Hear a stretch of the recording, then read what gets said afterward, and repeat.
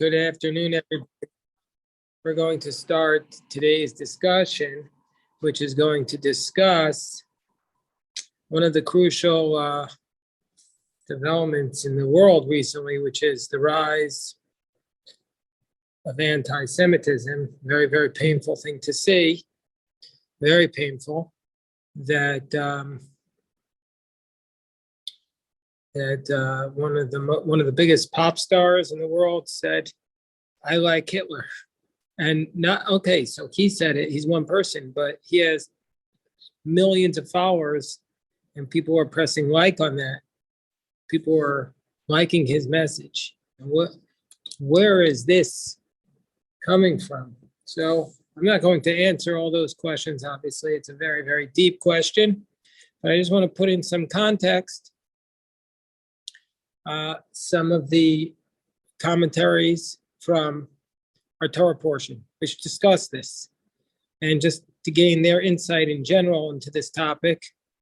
And then everybody can on their own think about how it relates to our world today and try and figure out some messages. But first thing I wanted to cite is a powerful Rashi, which maybe at certain points in my life, I didn't understand it, but now it seems clearer than ever. The verse tells us that when Jacob is going to meet Esau, our portion, Vayishlach, a lot of it is about the reunion of Jacob with Esau.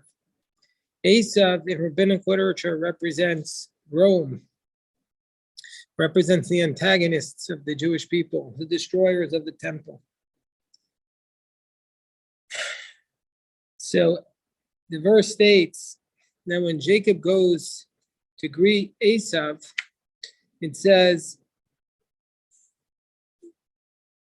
in the pasuk that Jacob lifted up his eyes and he saw Esau was coming.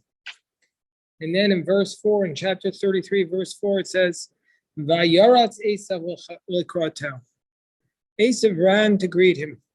Vayilchabkeyu, and he embraced him. Vayipol tzavarav. Esau fell on his neck. Vayishakeyu, and he kissed him.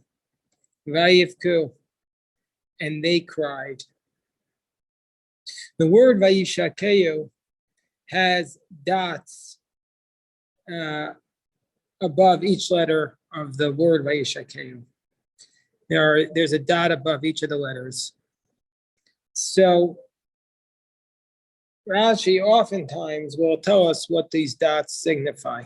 These are called, in the academic world, puncta extraordinaria, the extraordinary dots. And so Rashi tells us that these dots teach us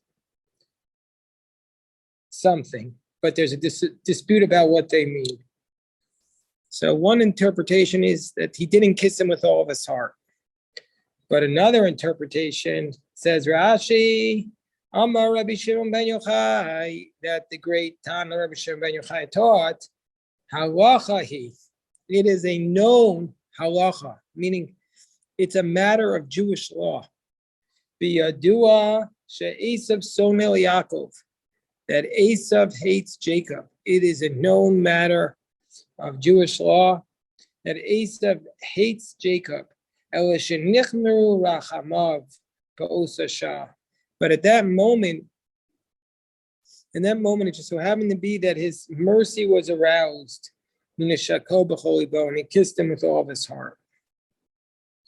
Now, I never knew exactly when Rabbi Shimon ben Yochai taught this, but we know from the Gemara in Shabbos 33b that Rabbi Shimon ben Yochai was somebody who did not trust the Romans, that there was a conversation and they said, look at the Romans, they built beautiful roads. He said, yeah, that's so that they could have an easier time catching us. He said, they built beautiful markets. He said, yeah, so that was so that they could have an easier time taxing us. And Rabbi Shimon ben Yochai then had to run away from the Romans and go into a cave and hide because the Romans were trying to kill him. So Rabbi Shimon ben Yochai was very suspicious of the Romans. And when he sees the kiss from Esav, he says, it's a matter of law, not an opinion and a halacha, a matter of law that Esav hates Jacob, which means that there's, to me, I always understood that to mean that there's always going to be anti-Semitism. Now we have to have a lot of caution and distrust of the nations of the world vis-a-vis their relationship with the Jews. Obviously, not that every single person who's not of the Jewish faith is an anti-Semite, but that the Esav, the concept of Esav is something that's extraordinarily dangerous for the Jewish people. So in this context, I want to look at a powerful essay by a great rabbi. We've looked at his commentary in the past, Rabbi Reuven Katz, a very righteous man of blessed memory, who has an essay about Esav and Jacob and anti-Semitism. And this is what Rabbi Reuven Katz writes. First, as is his style, he asks a series of questions based upon some midrashim, and then he tries to give his answer to these questions. I have to assume that he was writing this essay in the years after the Shoah, where he saw the dangers of anti-Semitism, but he also saw another danger that existed in the world. So we'll read a little bit of what he says inside, and then I'll try to bring to life his essay.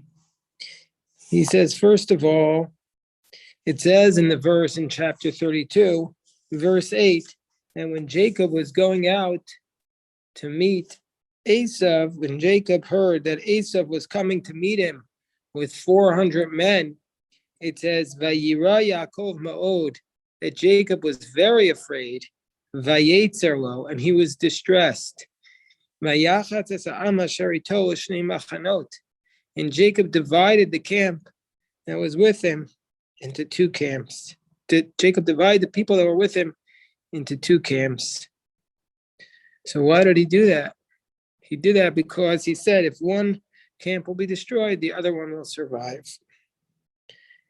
So Rabbi Reuven Katz quotes the midrash that says he was afraid that that Esav might kill him, and he was afraid that he might kill Esav.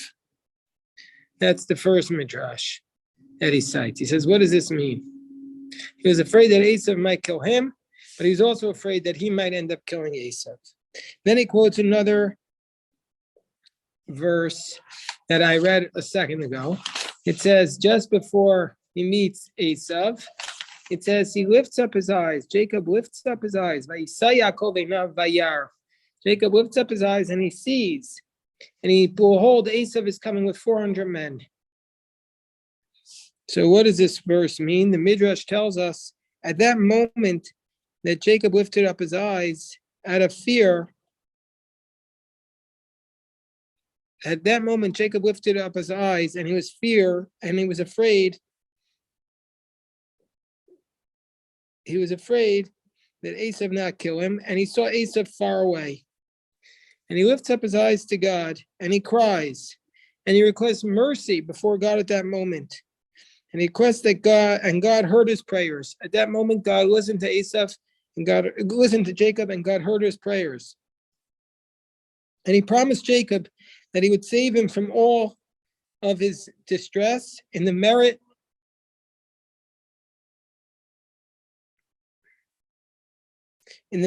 of Jacob. As it says, Yancha Hashem b'yom tzara, Yisagevcha Shem Elokei Yaakov. So God promised him that he will be saved. And so says the Dudai Ruvain, let's go deeper in order to understand what this midrash is saying. What does it mean he saw Esav from far away? And what is the promise that he's promising to save him in the merit of Jacob when Jacob is the one who's asking for salvation? So those are two questions that the Dudai Ruvain has about that midrash. A, Why did he sit? Why does it say he saw Esav specifically from far away? And B, why does it say that I'll save you in the merit of Jacob when Jacob is the one who's asking for salvation? And now, another midrash that the Dudai Ruvain is bothered by is it says that Jacob, at the beginning of our portion, he sends a message to Esav. At the beginning of our portion, he said, I lived with Lavan, Vayhili shor v'chamor, and I had oxen and donkey, sheep, servants, and maids, and I'm sending them to tell you to find favor in your eyes. Says the Midrash, sure, when it says that Yaakov had an ox, what does he mean? That's a reference to Joseph, because Joseph is called an ox in portion of Vayechi. Bechor shoro adar lo. Actually, in Zot HaBracha. And how do we know? Bechor shoro adar lo karnei re'em karnav. So hold on one second. Let me just look at the verse here. Let me just see here. Let me quote the whole pasuk. This is what I was quoting.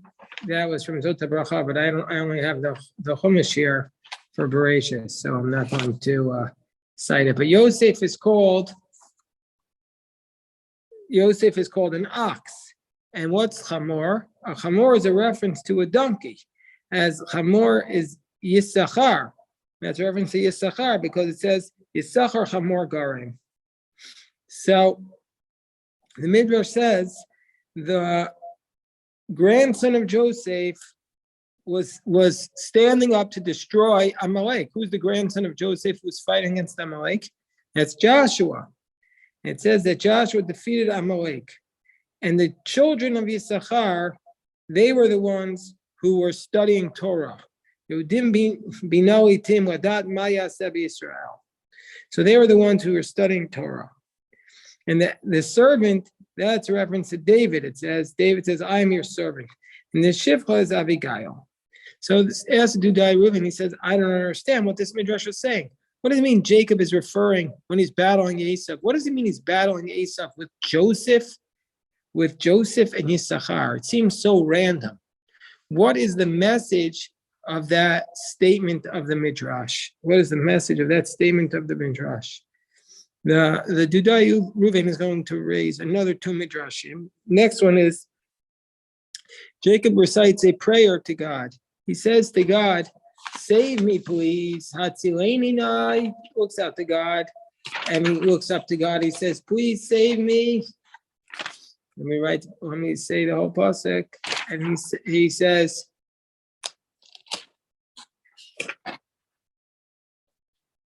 it says, Hatzileni na miyad achi miyad Esav. It says, Katonti mikol chasadim mikol hames asher asita et avdecha. He says, I've been diminished in all the kindness that because you show me, my merits have been diminished. Behold, save me. Hatzileni na miyad achi miyad Esav. He says, save me from my brother from Esav, because I'm very afraid of him. He has to do lest he come and strike me down, mother on child. And so he says, yes, Dudai Reuven, a tremendous question. He says, what does it mean from my brother from Esav? Why doesn't he just say, save me from Esav? Everybody knows that Esav is his brother. Why does he have to say, strike me down, save me from Esav, from my brother? Hatzileni na miyad achi, from my brother from Esav. And also, why does it have to say, lest he strike me down, mother on children? One more question from the Midrash that the Dudai Reuven asks is, it says in the verse that after Jacob sends half of his camp across, it says that Jacob remained alone. Jacob remained alone. And at that moment, and a man wrestled with him until the break of dawn. And when he perceived that he could not defeat him, Vayiga b'kaf Yerecho. He struck the ball of his thigh bone. Vataka kaf Yerech Yaakov. And the ball of Yaakov's thigh bone became struck by Avko Imo when he was wrestling with him. So the Dudai Reuven asks, these final two words, when he was wrestling with him, they're extra. That verse had already said he was wrestling with him. So what's going on here? And he says, and he points out that our sages already said that who was this man who Yaakov was wrestling with? With the ministering angel of Esav. So one says this man will appear to him like the ministering angel of Esav. That's the commentary that's often known, that Jacob was wrestling with Esav's angel. But there's another explanation that the Midrash goes on to explain, how did this angel appear to him? Some say it appeared to him like a Torah scholar or an angel, and the other approach says it appeared to him like a bandit. And we need to understand this Midrash. What does it mean? What's the concept here? So let me just repeat all these questions so you remember them, because the Dudai Reuven style is to cite a lot of Midrashim on the portion and then show how they all weave together. We're probably not going to be able to show, I mean, it's a 15-page essay, so we're not going to be able to show in fine detail how he does this, but we can show the overview of how he does it. First of all, again, the Dudai Reuven asks the question, what do we do with this verse that he saw Esav from far away? What does it mean that he's afraid he's going to kill Esav? What does it mean that he saw Esav from far away? What's the significance of that? And what does it mean, the significance of being saved in the merit of Jacob? Then he asks, what does it mean that Jacob said he's coming? I have Joseph with me and I have Yisachar with me. And then why does Jacob say, save me from my brother, from Esav, from my brother, from Esav? Why does he have to refer to his brother as his brother and also as Esav? One of them would have been sufficient. And then he says, what is the significance when it says that Jacob wrestled with the angel? That it states that the angel of Esav was appearing to him as either an angel or a Torah scholar, or perhaps as a bandit. So, I'll summarize what the Dudai Reuven says, and then we'll try to look at it inside. I'll summarize it I'll summarize it at the beginning, then we'll stop the recording, then we'll read it inside more textual and also take some questions. The Dudai Reuven also points out another question. What does it mean, Vayivasar Yaakov Avado, that Jacob was by himself and the man wrestled with him until the dawn? He wrestled with him until the dawn. Why specifically until the dawn? Now, the Dudai Reuven doesn't give this parable, but there's a parable that came to mind as I was reading what the Dudai Reuven said. There was a big fight up in heaven between the sun and the wind. And the sun and the wind were arguing who's stronger. And they said, I'm going to take you to court. I'm going to prove I'm stronger than you. So they said, fine. So they went to court, and the judge said, well, we'll settle this. Whoever is able to, you see that old man down there walking? Whoever can get that old man to take off his coat first, that's going to be the stronger one. So the wind comes and says, I'm stronger. And he makes a hurricane. And the hurricane comes and he's blowing the man back and forth. But all the man does is tighten his coat and hold it tighter and tighter and tighter. And the stronger the wind blew, the tighter he held his coat. Didn't take it off. But then comes along the sun, and the sun comes out, and everybody's smiling, and everybody's happy, and everybody's pleasant. And the man was hot. So he took off his coat. And the sun, in that telling, was stronger than the wind. So the Dudai Reuben says there are two threats which have been threats against the Jewish people in our history. There are two threats. What are the two threats? There are the threats of those who come to try and destroy us through physical violence, through hatred. And then there's the threat of those who come and try and destroy us through loving us into lack of existence.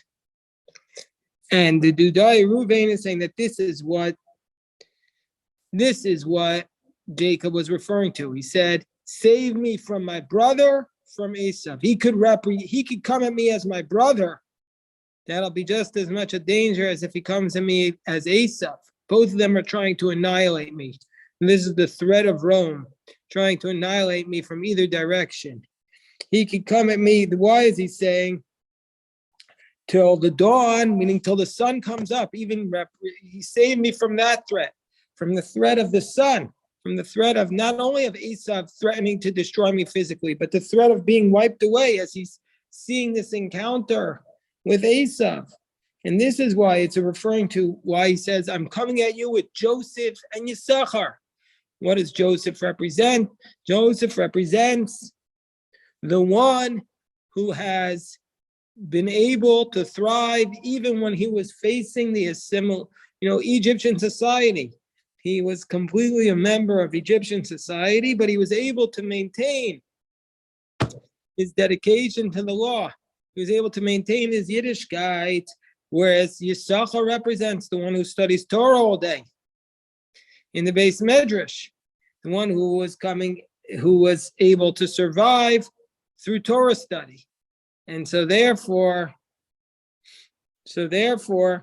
these two represent the ability to survive, whether we're being attacked by the forces of assimilation or by the forces of physical violence.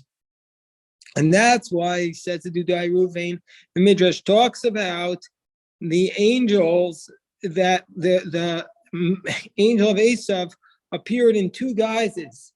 He appeared as a Torah scholar or as a angel, i.e., disguising his true intentions, in disguise, trying to attack him.